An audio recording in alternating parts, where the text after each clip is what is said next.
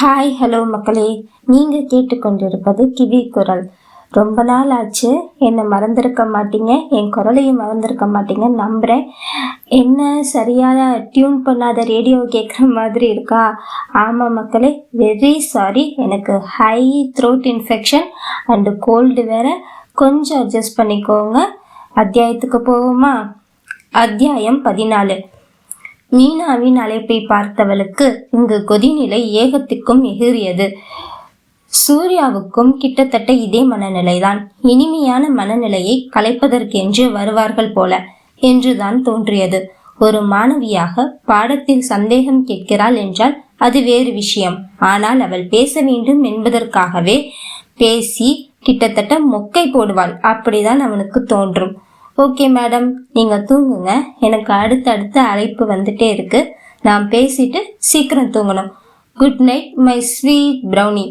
சூர்யா செய்யும் தவறா இல்லை தேவகி செய்வதா என்று தெரியவில்லை. எப்பொழுது அவன் காதலாக விழிக்கும் போதும் இவள் வேறு யோசனையில் அதை கவனிக்க தவறிவிடுகிறாள். கைபேசியை வெறுத்து பார்த்து கொண்டிருந்தவளின் எண்ணத்தில் இருவரும் இந்த நேரத்தில் என்ன பேசுவார்கள் என்று ஏகப்பட்ட கற்பனைகள் ஓடியது.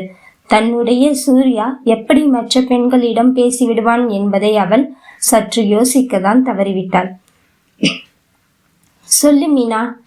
சார், அது இந்த சாப்டர் இந்த சம் கேள்வியால் வளவளத்து கொண்டு இருந்தால் அத்தனையும் முறியடைத்து சொல்லி முடித்தவன் இறுதியில், மீனா, இந்த நம்பர் எமர்ஜென்சிக்கு தான் கொடுத்தேன். இப்போ நான் சொல்லி கொடுத்த சம் எல்லாம் நான் கிளாஸ்ல பாடம் எடுத்தது தான். ஸோ உங்களுக்கு ஏதாவது டவுட் இருந்ததுன்னா அந்த நேரமே கேட்டிருந்தீங்கன்னா எல்லாருக்கும் இன்னொரு முறை சொல்லி கொடுத்த மாதிரி இருக்கும். நான் சொல்லி கொடுத்ததுக்கப்புறம் வேற சம் எடுத்திருப்பேன். அடிக்கடி கால் பண்ண வேண்டாம், புரியுதாம்மா? Sorry sir. அவசரமாக அழைப்பை துண்டித்து விட்டாள். ஆனால் எது எப்படியோ சூர்யா சாருடன் அரை மணி நேர உரையாடல்களின் கால் சம்மரி கிடைத்து விட்டது. பார்ப்பவர்களுக்கு என்ன பேசினார்கள் என்று தெரியாது. ஆனால் அரை மணி நேரம் உரையாடிவிட்டோம் என்பதற்கான நேரத்தை மட்டும் நாளை தேவகியிடம் காட்டி வெறுப்பேற்ற வேண்டும் என்று நினைத்து வைத்து கொண்டு அவள் இன்பமாக உறங்கிவிட்டாள். சூர்யாவுக்கோ இதற்கு மேல் தேவகியை எப்படி அழைத்து பேசுவது? சங்கடமாக இருந்தாலும் தன்னுடைய மனக்கட்டுப்பாடு மீறி அவளிடம் அழைத்து பேசுவது அவ்வளவு சரியாக இருக்காது. அவள் எப்படியும் உறங்கி இருப்பாள். தூக்கத்தை கெடுக்க வேண்டாம் என்று ஏதேதோ உணர்வில் சிக்கி தவித்தவன் புத்தகங்களை படிக்க அமர்ந்து விட்டான். ஆனால் தேவகி சூர்யாவும் மீனாவும் என்ன பேசிக் கொண்டிருப்பார்கள் என்று யோசித்து யோசித்து தன் தூக்கத்தை முற்றிலும் மறந்தவளாக வெறி பிடித்தவள் போல் வெட்டத்தை பார்த்து படுத்திருந்தாள். அடுத்த நாள் காலை வழமை போல் கல்லூரி தொடங்கியது. எப்பொழுதும் இல்லாத துள்ளலாக சூர்யா தன்னை முழுதாக தயார்படுத்தி கொண்டிருந்தான். தேவகியின் வகுப்பிற்கு சூர்யா 2வது பீரியட் தான் என்பதால் முதல் பீரியட் ஸ்டாஃப் ரூம் தான். அனைவரும் வகுப்பு இருக்கவே இவன் மட்டும் அமர்ந்திருந்தான். ஹே தேவா, இங்க பாரு, நேத்து நானும் சூர்யா சாரும் எவ்வளோ நேரம் பேசிட்டு இருந்தோம் தெரியுமா? அதுக்கப்புறம் எங்க தூங்குறது? கனவு ஃபுல்லா என்னோட ஹீரோ சூர்யா சார் தான். இப்போ ஒரே தூக்கமா வருது. முடிந்த அளவுக்கு தேவகியை வெறுப்பேற்றி மிளகாய் அரைத்து உடம்பெல்லாம் பூசியது போல் ஆக்கி வைத்திருந்தாள். கோபம் தாளாதவள் எழுந்து நேரே சூர்யாவிடம் சென்றாள். சூர்யா எங்கு இருப்பான் என்பது அவளுக்கு அத்துப்படி. வாங்க மேடம், என்ன கிளாஸ் இல்லையா? பதில் பேசாமல் வேக வேக மூச்சுகளுடன் கண்ணெல்லாம் கலங்கி முகம் சிவந்து ஆங்காரத்தை அடக்குகிறாள் என்று அவள் முகத்தை வைத்து சொல்லிவிடலாம். அப்படி நிற்கும் தேவகியை யோசனையாக தான் பார்த்தான். கேள்வி கேட்டா பதில் சொல்லுங்க மேடம். ஒரு கட்டத்துக்கு மேல் சூர்யாவின் முகத்தை பார்த்து தன் உணர்வுகளை அடக்க முடியாதவள் கண்ணை தாண்டி கண்ணீர் வெளியே வந்து விட்டது. பதறி எழுந்து விட்டான் சூர்யா. தேவி, என்னடா ஆச்சு? என்னம்மா ஆச்சு? ஏன் அழறீங்க? யாரும் எதுவும் சொன்னாங்களா? ஏதாவது பிரச்சனையாடா? சொல்லுடா. அவ்வளவுதான். யோசனையே இல்லாமல் பாய்ந்து அவனின் வலது கையை பிடித்து கொண்டவள் அவனின் நெஞ்சில் தலை சாய்த்து கொண்டாள். அந்த நேரம் அவனுக்கு இவள் என் காதலி அப்படியெல்லாம் எந்த உணர்வும் வரவில்லை. ஆதரவு தேடும் குழந்தையாக தான் தோன்றியது. சூர்யா யாரும் தங்களை கவனிக்கவில்லை என்பதை உறுதி செய்து கொண்டு தன்னுடைய மற்றொரு கையை எடுத்து அவளின் தலையை கோதி அவளை ஆறுதல் படுத்தினான். அதுவும் பட்டும் படாமல் தான். தேவி, ப்ளீஸ் அழாத, எதுனாலும் சொல்லு, நான் பார்த்துக்கிறேன். மெல்ல மெல்ல தன் நிலைக்கு வந்தவள் நிமிர்ந்து அவனை ஏகத்துக்கும் உரைத்து கொண்டிருந்தாள். ஏண்டி, நானும் எவ்வளோ நேரமா கேட்டுக்கிட்டு இருக்கேன், மௌன விரதமா? ஃபேஸில் மட்டும் பேசிக்கிட்டு இருக்க, வாய் திறந்து சொல்லிடி, என்ன பிரச்சனைன்னு. ஏன் சார், உங்களுக்கு தெரியாதா? நேற்று நைட்டு என் ஃபோனை கட் பண்ணிட்டு அந்த மீனுக்கிட்ட உங்களுக்கு என்ன பேச்சு? அதுவும் அரை மணி நேரமா? உங்கள் கால் சம்மரி என்கிட்ட காட்டி எப்படி வெறுப்பேத்துறா தெரியுமா? இறுக்கம் தளர்ந்து அவன் மீசையின் இடையில் குளிர் புன்னகை இருந்து முகத்தை கடுமையாக வைத்துக்கொண்டு, அவளும் என்னோட ஸ்டூடெண்ட் தான், அவகிட்ட என்ன பேசியிருப்பேன்னு உனக்கு தெரியாதா? அவ்வளோதான் நம்பிக்கை இல்லை? இல்லை, நான் அப்படி கேட்கல. எதுக்காக அவகிட்ட அரை மணி நேரம் பேசணும்? அவள் அதை ஒரு ஆதாரம் மாதிரி வச்சுக்கிட்டு என்னை வெறுப்பேத்துறா. அவள் உங்கள் நம்பரை எப்படி தெரியுமா சேவ் பண்ணி வச்சிருக்கா? சூர்யா டார்லிங்கா, என்கிட்ட மட்டும் ஒரு 10 நிமிஷத்துக்கு மேலே பேச மாட்டேங்கிறீங்க. கடைசி வார்த்தையை முணுமுணுப்பாக முடித்தாள். என்ன சொல்லுவான் அவளிடம்? உன்னிடம் இன்னும் கொஞ்ச நேரம் உரையாடினால் கூட உணர்வுகளை அடக்க முடியாமல் ஒரு சராசரி காதலனாக 10 பருவ காளையாக நடந்து கொள்வேன் என்றார். உன் கனவும் படிப்பும் சிதையறதுக்கு நானே காரணமாக இருந்துவிடக் கூடாதுன்னு தான் உன்னிடம் ஒதுங்கி செல்கிறேன் என்றார். இதையெல்லாம் உன்னிடம் கூறிதான் புரிய வைக்க வேண்டுமா என்கின்ற பாவனையில் நின்றிருந்தான் சூர்யா. இப்போ உனக்கு நான் உன்கிட்ட 10 நிமிஷத்துக்கு மேலே ஃபோன் பேச மாட்டேங்கிறேங்கிறது பிரச்சனையா, இல்லை அவகிட்ட அரை மணி நேரமாக பேசுனேங்கிறது பிரச்சனையா? இப்படி கேட்டா என்ன சொல்றது? ரெண்டும் தான் பிரச்சனை. நீங்கள் என்கிட்ட மட்டும்தான் பேசணும், அவகிட்ட எதுக்காக பேசணும்? இவளிடம் பொறுமையாக பேசி பயன் இல்லை என்று புரிந்த சூர்யா, நான் யாருக்கிட்ட பேசணும், எவ்வளோ நேரம் பேசணும்னு முடிவு பண்ண நீ யாரு? நீயும் எனக்கு இவங்கள போல ஒரு ஸ்டூடெண்ட் தான். அதை மறந்துடாத. காலங்காத்தால வந்து சண்டை போட்டுட்டு இருக்க நம்ம 2 பேரையும் இப்படி யாராவது பார்த்தா என்ன நினைப்பாங்க? போ கிளாஸுக்கு. உங்களுக்கு என் நிலைமை புரிய மாட்டேங்குது சார். அவ எப்படி வந்து என்னை வெறுப்பேத்துறா தெரியுமா? அட்டை கருப்பா இருந்தா யாருக்கு தான் உன்னை பிடிக்கும்னு கிண்டல் வேற பண்றா. அவ ஏன் உன்னை வெறுப்பேத்தணும்? அது நான் உங்களை லவ் பண்றது அவங்களுக்கு தெரியும். பைத்தியமா உனக்கு? உன்னை அடிக்க கூட முடியல, இங்கிருந்து போடி முதல்ல. அவளை உதறி தள்ளியவன் தன் இருக்கையில் அமர்ந்து கோபத்தை அடக்க பெரும்பாடு பட்டான். என்கிட்ட மட்டும் எரிஞ்சு விழுங்க, இனி அவகிட்டயே பேசிக்கோங்க. பிரௌனி ஷனின்னு என்கிட்ட வந்தீங்க அவ்வளோதான் என்று கோபமாக விரல் நீட்டி பேசியவள் அங்கு நிற்காமல் வேகமாக நடந்து சென்று விட்டாள். அவள் செல்ல செல்ல அவள் கண்ணை துடைத்து கொண்டே சென்றது இவனுக்கு தெரிந்தது. அழுது கொண்டே செல்கிறாள் என்பதும் புரிந்தது. என்ன செய்வது? மாட்டிக்கொண்டு முழிக்கிறேன். போயும் இந்த சில்லுவண்டி மேலேயா காதல் வரணும்? அடுத்த வகுப்பு ஆரம்பித்தது. அது தேவகியின் வகுப்பு. உள்ளே நுழைந்தவனின் கண்கள் தன் குட்டி ராட்சசியை தான் தேடியது.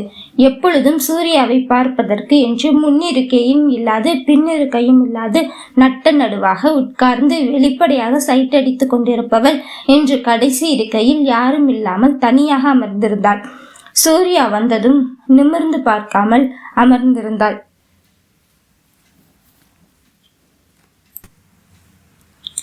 அவளின் பாராமுகம் மனதை எதுவோ தான் செய்தது. போர்டில் கணக்கு எழுதி அதை எழுதி கொள்ளும்படி ஏதேனும் சந்தேகம் இருந்தால் அழைக்கும்படியும் சொல்லிவிட்டு தன்னுடைய இருக்கையில் சென்று அமர்ந்து முகத்தை மூடி வைத்தாற்போல் புத்தகத்தை தூக்கி பிடித்து கொண்டாள். மீனா தேவகியிடம் தன்னை பற்றி அவதூறு பரப்பியதோ இல்லை தேவகி தன்னை விரும்புவதாக கூறியது பற்றியோ அவனுக்கு எந்த கலக்கமும் இல்லை. எது வந்தாலும் பார்த்து கொள்வோம் என்ற தைரியமும் அவன் மேல் அவனுக்கு நம்பிக்கையும் அதிகம். அவளின் பக்கம் கண்கள் செல்லாதபடி பார்த்து கொண்டான்.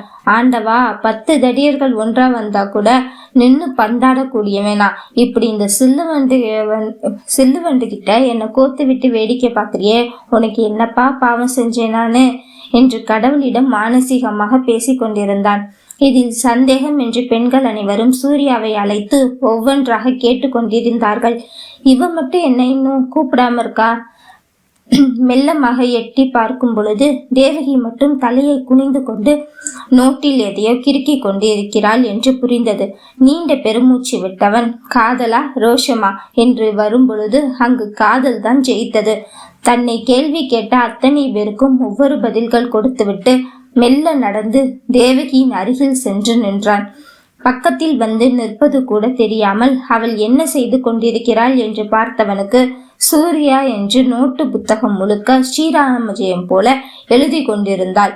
அவளின் மேஜைக்கு மேல் இடது கை ஊன்றி வலது கையில் எழுதி கொண்டு இருந்தாள்.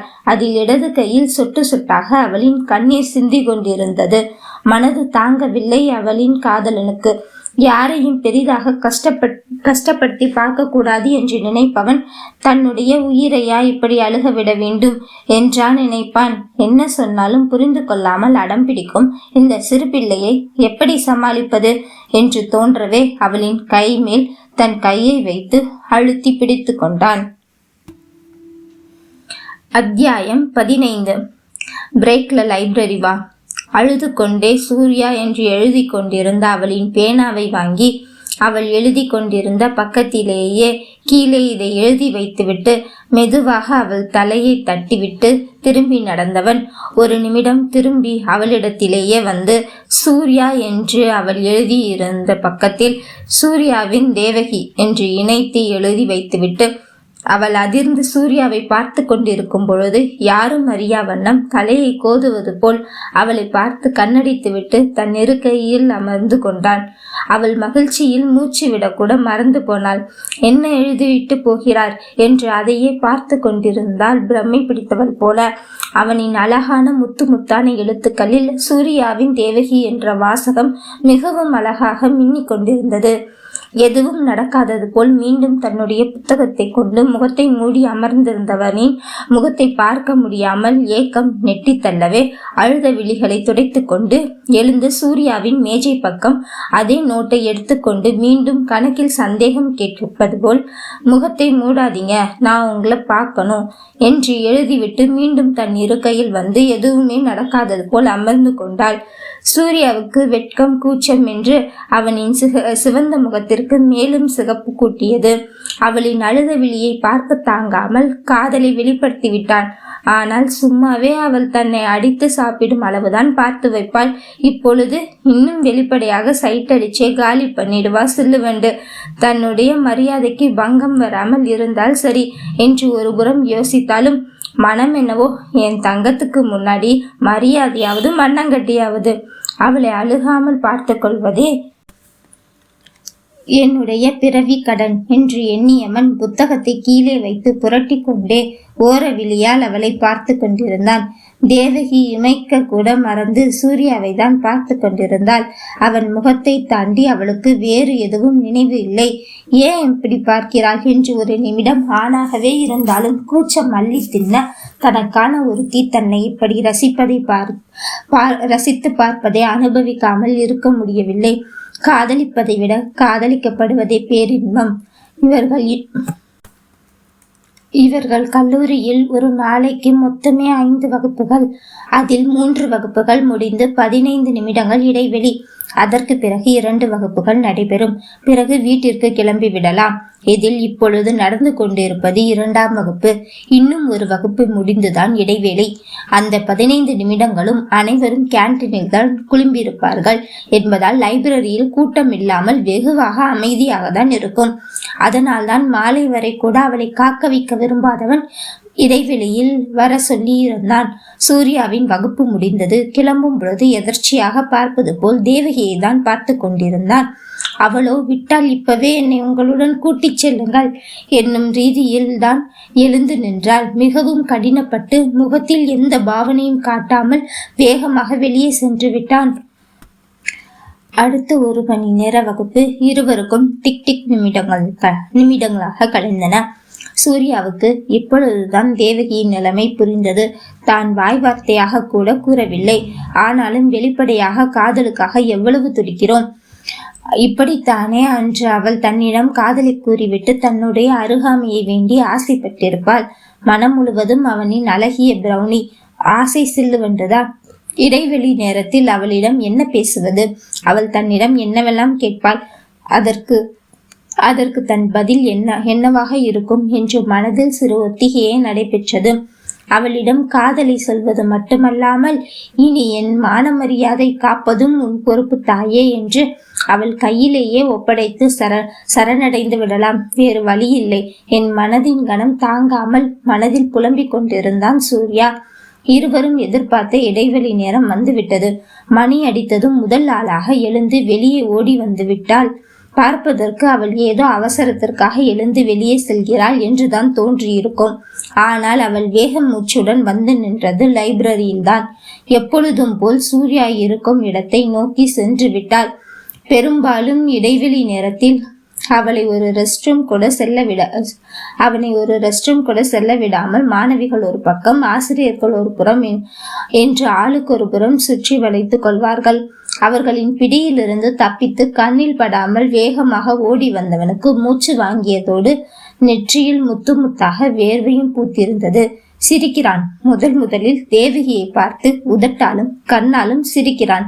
மூச்சு வாங்க வந்து நின்றவன் புத்தகங்களை எடுப்பது போல் அங்கிருக்கும் அலமாரியில் தேடிக்கொண்டிருந்த தேவகியை பார்க்கவும் இவ்வளவு நேரம் இருந்த படபடப்பு அத்தனையும் இன்றி சந்தோஷமான மனநிலை வந்துவிட்டான்.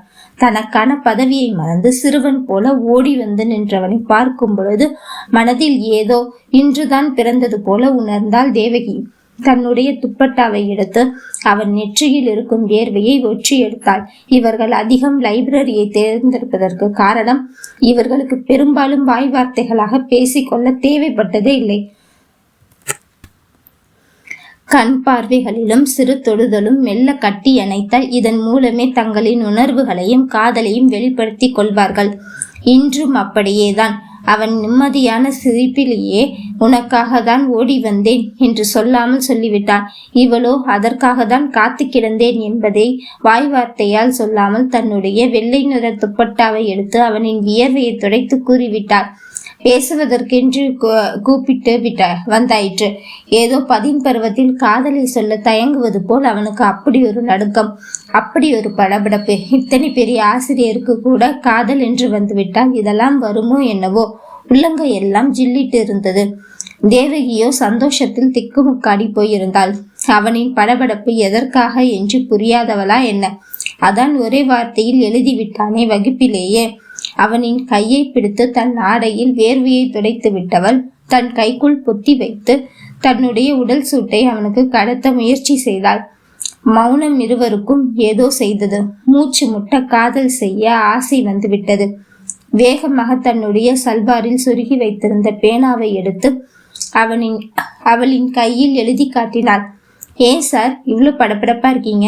தண்ணி ஏதாச்சும் கொண்டு வரவா? அவசரமாக வந்ததால் தன்னுடைய பையை எடுத்து வரவில்லை என்று தோன்றவே லைப்ரரியில் வைத்திருக்கும் தண்ணியை எடுத்து வரவா என்று கேட்டிருந்தாள். அவனுக்கு நோட்டு புத்தகம் எல்லாம் தேவையில்லை. ஏனென்றால் இவள் தான் லவுட் ஸ்பீக்கர். அவனுக்கு மெதுவாக பேசவும் தெரியும். இப்பொழுது கண்ணாலியே போகாதே என்றான். பேனா பிடித்து நின்று கொண்டிருந்த அவளின் கையை தூக்கி தன் இடது நெஞ்சோடு வைத்து அழுத்தி கொண்டான். அவனின் இதய துடிப்பு அவளுக்கு கடத்துவது போல் இருந்தது அவன் செயல். முட்டையாக கண்கள் விரித்து அவனையே பார்த்து கொண்டிருந்தாள். அந்த அளவிற்கு சத்தமாகவும் வேகமாகவும் அவன் இதயம் துடித்து கொண்டிருந்தது. அவனின் இதய துடிப்பு அவளை என்னவோ செய்ய அப்படியே லைப்ரரியில் பின்னே புத்தகங்கள் அடுக்கி வைத்திருந்த அலமாரியில் சாய்ந்து கண்ணை மூடி அவன் இதய ஓசையை ரசித்து கொண்டிருந்தாள். லைப்ரரியின் மின்விசிறியின் கீழ் நின்று கொண்டிருந்தவனுக்கு அந்த மின்விசிறியின் காற்றினால் முன்னுச்சி முடிகள் அசைந்தாட புன்சிரிப்போடு ஆனலனாக தன்னை ரசித்து பார்த்து கொண்டிருப்பவனை கண் திறந்து பார்த்தவள் இப்படியே இருந்துவிட பேராசை கொண்டாள். இருவரும் அந்த ஏகாந்த நேரத்தை ரசித்து நின்று கொண்டிருக்க மீண்டும் வகுப்பு ஆரம்பிப்பதற்கான மணியோசை ஒலிக்கவும் தன்னிலைக்கு வந்த சூர்யா அவளிடமிருந்து பிரிந்து அவளின் தலையில் கை வைத்து இடவலமாக ஆட்டி சீக்கிரம் கிளம்பு கிளாஸுக்கு என்று சொல்லிவிட்டு வேகமாக கடந்து சென்று விட்டான் தன்னுடைய வகுப்பிற்கு. வெளியே வந்த தேவகிக்கு வகுப்பிற்கு செல்ல மனமில்லை. அப்பொழுதுதான் தன்னுடைய ஃபுட்பால் டீமில் பயிற்சி சென்று கொண்டிருப்பதை பார்த்தவள் தன்னுடைய முதல் காதலனை சந்திக்க சென்று விட்டாள். காட்டுத்தனமாகவும் அதே சமயம் மனம் முழுவதும் வைத்திருக்கும் சந்தோஷத்திலும் கால்பந்தை லாவகமாக விளையாடி கொண்டிருந்தவளை தன் வகுப்பிலிருந்து ஓரக்கண்ணால் ரசித்து கொண்டே மற்றொரு வகுப்பிற்கு அவன் பாடம் நடத்தி கொண்டிருந்தான். எப்பொழுது மதியம் சற்று நேரம் பேசிவிட்டு தான் வீட்டிற்கு கிளம்புவார்கள் என்று லைப்ரரியில் நடந்த இனிமையான நினைவில் தங்களையே மறந்து அப்படியே அவரவர் வீட்டிற்கு கிளம்பி விட்டார்கள். எந்தா சாரே, வெட்க பொம்மையுடன் குறுஞ்செய்தி. உடனே அழைத்து விட்டான். அவ்வளவு ஆசை அந்த சிறு பெண் மேல் இவனுக்கு. என்ன மேடம் பண்றீங்க? என் ஆளை நினைச்சுக்கிட்டு இருக்கேன். ஓ, அதை தான் நீங்க முழு நேரமும் பண்றீங்களே. ஏன் ஆளு? நான் நினைக்கிறேன் உங்களுக்கு என்னவா? கொஞ்சம் உங்க ஆளுக்கும் விட்டு வைங்க லவ் பண்ண. அவனுக்கும் சேர்த்து நீங்களே லவ் பண்றீங்களாமே, ஊருக்குள்ள பேசிக்கிறாங்க. ஹலோ, கொஞ்சம் மரியாதையா பேசுங்க. என்ன அவன்னு சொல்றீங்க? என் ஆள் யார் தெரியுமா? அப்படியாப்பா? யார் அவரு? அவ்வளோ பெரிய ஆளா? ஆமா, அவர் அழகு என்ன, கலர் என்ன, படிப்பு என்ன, அவர் இருக்கிற பதவி என்ன, அத்தனையும் வசதி. ஆனாலும் அவருக்கு என்னதான் பிடிக்குமா? தேவி, உனக்கு மட்டும் என்னடி குறைச்சல்? தோட்டா இல்லாம தொலைக்கிற உன்னோட அந்த குண்டு கண்ணு பார்வை, அதுவும் நீ ஃபுட்பால் விளையாடும் போது கவனம் சுதறாம உன்னோட கோல் எய்ம் அதெல்லாம் பார்த்தாலே யாரா இருந்தாலும் விழுந்துடுவாங்க. நிஜமாலுமே உங்களுக்கு எனக்கு பிடிச்சிருக்கா சார்? கல்யாணம் பண்ணிக்குவீங்களா? அத்தியாயம் 16. என்னோட ப்ரௌனியை எனக்கு பார்த்த உடனே ரொம்ப பிடிச்சி போச்சு. வாயில் ஈ போகிறது கூட தெரியாமல் என்னைய ஜொல்லு ஒழுக பார்த்துட்டே இருந்தால அப்போவே உன்னை நான் பார்த்துட்டேன். அப்போ உங்களுக்கு என்னை பார்த்ததுமே பிடிச்சி போச்சா சார்? பின்ன துருன்னு ஒரு நிமிஷம் கூட நிற்காம ஓடிட்டே அந்த பசங்க கூட நீ பண்ண சேட்டை, அதுவும் அந்த தெத்துப்பல்லு தெரிய சிரிச்சது, தூரத்துல இருந்து ஒன்று நான் பார்த்துக்கிட்டே தான் வந்தேன். 5 அடியில் சாக்லேட் கலரில் டெட்டி பியர் மாதிரி இருக்க ஒன்றை பார்த்தது ரொம்ப பிடிச்சி போச்சு தெரியுமா? லவ் அட் ஃபர்ஸ்ட் சைட் கிட்டத்தட்ட அப்படிதான் சொல்லணும். உன் பார்வை கிட்ட வரதான் உன் பார்வை என்ன சொல்லுதுங்கிறது எனக்கு தெரிஞ்சுது. சரி, உன்னை கொஞ்சம் சீண்டி பார்ப்போம்னு தான் கிட்ட வந்து உன்னை பாப்பான்னு கூப்பிட்டது. ரோட்டில் போகிற யாரோ ஒரு பொண்ணை டக்குன்னு கை நீட்ட முடியுமா? என்னமோ தெரில, உன்னை பார்த்ததுமே எனக்கானவன்னு தோணுதனால்தான் பப்ளிக் ரெஸ்பான்ஸ் இல்லாமல் இருக்கன்னு கோபம் உரிமையும் ஒன்றா வந்து கை வாங்கிட்டேன். அப்புறம் ஏன் சார் என்னை எத்தனை மாதம் அலைய விட்டீங்க? அடிங்க, எத்தனை மாதம்டி? 4 மாதம் இருக்குமா? அவ்வளவு தானே. உன்னை பார்த்தது ரொம்ப பிடிச்சிருந்துச்சு தான். ஆனால் உன்னை மறுபடியும் எப்போ பார்க்குறதுன்னு தேடிட்டு இருந்தேன். எனக்கு காலேஜில் உன்னை என் ஸ்டூடெண்ட்டாக பார்ப்பேன்னு நான் என்ன கனவா கண்டேன்? எனக்குன்னு ஒரு எத்திக்ஸ் இருக்குடி. எப்படி என்னோட ஸ்டூடெண்ட்டை நான் தப்பாக பார்க்குறது அப்படின்னு மனசுக்குள்ள ஒரு போராட்டம் இருந்தாலும், நீ அவளை ஸ்டூடெண்ட்டாக பார்க்கறதுக்கு முன்னவே லவ்வராக பார்த்துட்டேன்னு இன்னொரு மனசு அடித்து சொல்லிச்சு. சரி, படிப்பு முடிகிற வரை உன்கிட்ட என் லவ்வை சொல்ல வேண்டான்னு தான் நினச்சேன். 1 இயருக்கு தானே நீ ஸ்டூடெண்ட்டு. அதுக்கப்புறம் நீயும் நானும் லவ் பண்ணுறதுக்கோ கல்யாணம் பண்ணுறதுக்கோ எந்த பிரச்சனையும் இருக்காது தானே. சரி, இப்போ ரொம்ப அழுக விட வேணான்னு இப்போவே சொல்லிட்டேன். அப்போது நம்ம லவ் செலிப்ரேட் பண்ண எங்கேயாச்சும் அவுட்டிங் போகலாமா சார்? ஆஹா, என் அழகு ப்ரௌனி, இன்னும் 1 மாதத்தில் செமஸ்டர் வருது. நீ அரியர் இல்லாமல் பாஸ் ஆகணும். அதில் கான்சென்ட்ரேட் பண்ணு. அப்புறம் கண்டிப்பாக போகலாம். தென் உன்னோட அழுகையை பார்க்க முடியாமல் தான் நான் லவ் பண்ணுறத உன்கிட்ட ஒத்துக்கிட்டேன். ஸோ 1 இயருக்கு நம்ம ஸ்டூடெண்ட் அண்ட் ப்ரொஃபஸர் தான், ஓகேவா? உனக்கு அப்படி லவ் பண்ணணும்னு ஆசை இருந்ததுன்னா உன் படிப்பை முடிச்சுட்டு ஆசை தீர 2 வருஷம் லவ் பண்ணிட்டு கூட கல்யாணம் பண்ணிக்கலாம். ஆனால் நீ காலேஜ் முடிகிற வரைக்கும் எனக்கு நீ என்னோட ஸ்டூடெண்ட் மட்டும்தான். வேற எந்த ஆசையும் வளர்த்துக்காத. இப்பவே அதெல்லாம் தெளிவாக சொல்லிடுறேன். சார், வேண்டாண்டா தங்கம், நம்ம யாருக்கும் பேட் எக்ஸாம்பிளாக இருக்கக்கூடாது. உன்னோட படிப்பும் உன்னோட ஃபுட்பாலும் எனக்கு ரொம்பவே முக்கியம். நான் என்னோட செல்ல ப்ரௌனியை பார்த்ததுமே விழுந்துட்டேன், ஒத்துக்கிறேன். ஆனால் என்னோட எத்திக்ஸ் எல்லாம் மீறி நான் அவளை லவ் பண்ணுறத ஈகோவை விட்டு ஒத்துக்கிட்டதெல்லாம் என்னோட ஸ்டேட் பிளேயருக்காக தான். நீ ஃபுட்பால் பிளேயராக சக்ஸஸாக இருக்கிறது தான் எனக்கு சந்தோஷம். அதுக்கு எந்த பாதிப்பும் இல்லாமல் இருக்கணும். அது மட்டும் இல்லாமல் சிங்கிளாக இருக்கிறதெல்லாம் ஒரு வரம். காலேஜ் லைஃப்பில் நல்லா என்ஜாய் பண்ணு. நம்ம 2 பேரும் லவ் பண்ணுறத எல்லார்கிட்டையும் எக்ஸ்ப்ரெஸ் பண்ணணும்னு அவசியம் இல்லை. உனக்கு தெரியும் நான் உனக்கு உண்மையாக இருப்பேன்னு. எனக்கு உன் மேல ரொம்பவே நம்பிக்கை இருக்கு. அதனால இன்னும் 1 இயர் தான் இந்த காலேஜ் லைஃப். அதுக்கப்புறம் ஏகப்பட்ட கமிட்மெண்ட்ஸ் வந்து காலேஜ் லைஃப் போக முடியாதான்னு ஏக்கமே வந்துடும். ஸோ அது வரைக்கும் நீ ஜாலியாக என்ஜாய் பண்ண, நான் எந்த டிஸ்டர்பும் உன்னை பண்ண மாட்டேன். என்ன மேடம் உம்முன்னு ஆயிட்டீங்க? கோவமா? இல்லை, நீங்கள் ரொம்ப ரொம்ப அழகாக பேசுகிறீங்க. எனக்கு நீங்கள் பேசுகிறத கேட்டுகிட்டே இருக்கணும் போல இருக்கு. ஹஹா, அப்படியா? அப்போ சரி, நீ காலேஜ் ஒர்க் எல்லாம் முடிச்சுட்டு வீட்டுக்கு வந்துட்டு சொல்லு. டெய்லி 1 hour ஃபோன் பேசலாம். இப்போ ஹாப்பி ஐஎம் ப்ரௌனிக்கு? ரொம்ப happy. I love you Suriya sir. I love you so much என் கியூட்டி. இளம் காதலர்கள் போல பேசிக்கொண்டாலும் எந்தவித சரசமான உரையாடல்களும் அத்துமீறிய பேச்சுகளும் இல்லாமல் இருவரும் இனிமையாக பேசினார்கள். அதற்கு என்னவோ முழு காரணம் தேவகிதான். அத்தனை அவசரமாக காதலில் விழுந்தவள், அத்தனை அவசரமாக இவனிடம் வெளிக்காட்ட துடித்தவள், பேச்சில் அவ்வளவு நிதானமாகவும் அனாவசிய பேச்சுகள் இல்லாமலும் ஒரு ஆணிடம் அவன் ஆசைகளை எந்த விதத்திலும் தூண்டாமலும் அவ்வளவு நேர்த்தியாக பேசினாள். சூர்யாவுக்கு என்னவோ இந்த தேவகியை மிக மிக பிடித்து போனது. சூர்யாவிடம் பேசிவிட்டு பிறகு நண்பர்களிடமும் இருவருக்கும் நடந்த உரையாடல்களை எந்த அளவுக்கு பகிர்ந்து கொள்ள வேண்டுமோ அந்த அளவிற்கு பகிர்ந்து கொண்டு தன் சந்தோஷத்தை வெளிப்படுத்தினான். அன்று ஆரம்பித்தது இவர்களின் காதல் வாழ்க்கை. தினமும் காலையில் குட் மார்னிங் ப்ரௌனி என்று பல ஹார்டின்கள் வைத்த பொம்மைகளை அனுப்பி ஆரம்பிக்கும் உரையாடல் இரவில் அவளின் good night sir, I love you என்பதில் தான் முடியும். அது என்னவோ ஒவ்வொரு உரையாடலின் இறுதியிலும் ஐ லவ் யூ என்று கூறாமல் அவள் அந்த உரையாடலை முடித்ததே இல்லை. அவனும் எத்தனையோ முறை நீ சொன்னால்தான் எனக்கு தெரியுமா என்றெல்லாம் சொல்லியும் பார்த்தாச்சு. ஆனாலும் ஒவ்வொரு முறையும் அழைப்பை துண்டிப்பதாக இருந்தாலும் சரி, இல்லை உரையாடலை முடிக்கும் பொழுதும் சரியாக அதை கூறிவிடுவாள்.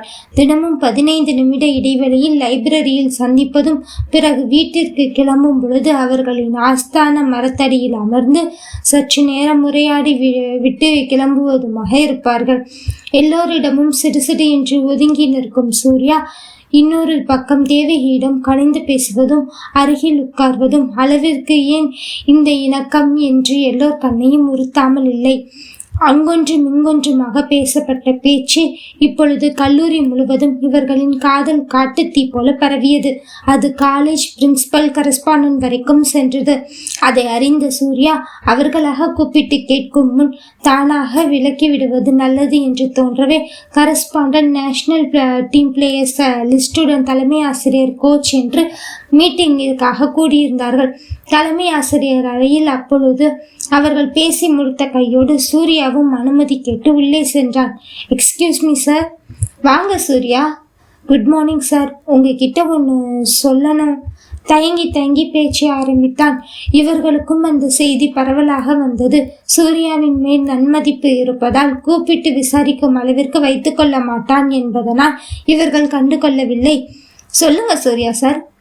அது இல்லை, நீங்கள் ஆல்ரெடி கேள்விப்பட்டிருப்பீங்க. இருந்தாலும் நான் முறையாக சொல்கிறது தான் நல்லது. Second year state player Devaki இருக்காங்கல்ல, அவங்களும் நானும் லவ் பண்ணுறோம், கல்யாணம் பண்ணிக்க போகிறோம். எங்கள் வீட்டில் நான் பர்மிஷன் வாங்கிட்டேன். அவள் வீட்டில் ஸ்டடீஸ் முடித்ததும் நான் பேசுவேன். இந்த விஷயம் காலேஜில் ஸ்ப்ரெட் ஆகிடுச்சு. ஒரு ஸ்டூடெண்ட் ப்ரொஃபஸர் லவ் பண்ணுறது இங்கே நிறைய பேருக்கு அது ஒரு தப்பான எக்ஸாம்பிளாக இருக்கக்கூடாது. அதனால தான் நான் ரொம்ப கண்ட்ரோலாக இருந்தேன். அவகிட்ட லவ் எக்ஸ்ப்ரெஸ் பண்ணக்கூடாதுன்னு. பட் அன்ஃபார்ச்சுனேட் வேறு வழி இல்லாமல் எக்ஸ்போஸ் பண்ணிட்டேன். அதனால் அவளோட படிப்புக்கோ இல்லை ஃபுட்பால் மேட்சுக்கோ நம்ம காலேஜோட பேருக்கோ கண்டிப்பாக எந்த பாதிப்பும் வராது. அதுக்கு நான் கேரண்டி.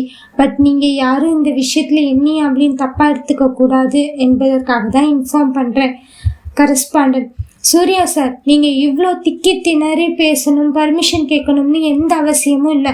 நீங்கள் இந்த காலேஜில் ப்ரொஃபஸராக இருக்கிறதுக்கு முன்னாடியே ஸ்டூடெண்ட்டாக இருந்தவர், ட்ரைனிங் லெக்சரராக இருந்தவர். உங்களோட ஒழுக்கத்துக்காக தான் நான் உங்களுக்கு இந்த ஜாபையே கொடுத்தேன்.